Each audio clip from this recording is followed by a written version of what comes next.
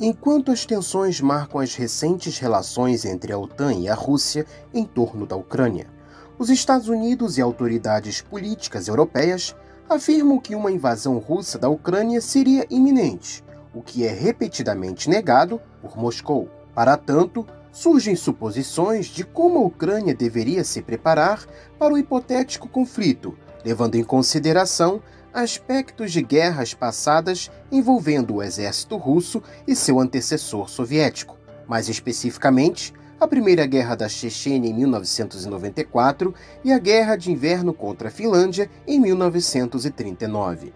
Contudo, segundo escreveu ao site de assuntos militares 1945.com, Sebastian Roblin, especialista e escritor sobre segurança e defesa, existem 4 mitos sobre o poder militar russo que devem ser desconsiderados. De acordo com Roblin, tanto a experiência na Chechênia quanto na Finlândia, apesar das perdas militares, resultou em vitória para a Rússia ou a União Soviética.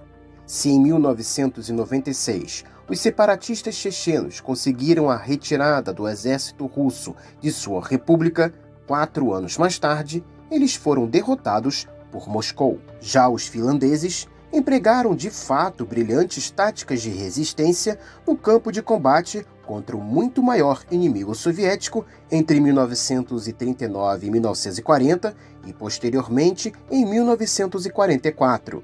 Mesmo assim, a Finlândia teria sido forçada a aceitar a paz com a União Soviética e a ceder à zona da Carélia.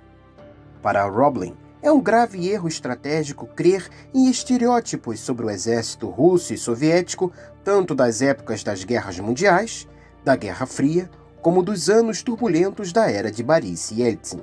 Conforme o especialista, isso seria o mesmo que julgar as capacidades bélicas dos Estados Unidos pela sua fatídica experiência no Vietnã.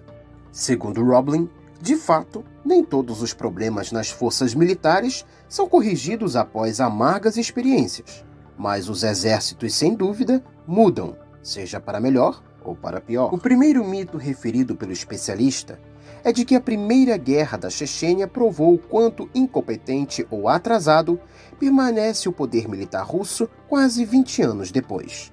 Durante a referida guerra, a Rússia vivia um colapso econômico, tendo oficiais até mesmo negociado submarinos para traficantes de drogas. Mas a realidade é que o poderio militar russo mudou, como a própria experiência mostrou na Chechênia, Geórgia e na Síria. O segundo mito seria de que a Rússia sempre conta com forças numerosas para derrotar seus aliados. O mito teria origem no uso massivo de soldados no campo de batalha para vencer as forças alemãs durante a Segunda Guerra Mundial e o ostensivo exército soviético durante a Guerra Fria. Todavia, nos dias de hoje, apesar de ter um exército consideravelmente numeroso, a experiência militar, em particular na Síria, mostra como as forças terrestres russas utilizam táticas de combate sem contato com o inimigo e empregando armamentos de grande alcance e alta precisão, reduzindo assim o uso de forças mobilizadas. Agora, a nova tática russa mantém seus tanques fora do alcance de armas inimigas. Os foguetes e mísseis fazem a maior parte do trabalho, com a ajuda de drones e armas de guerra eletrônica.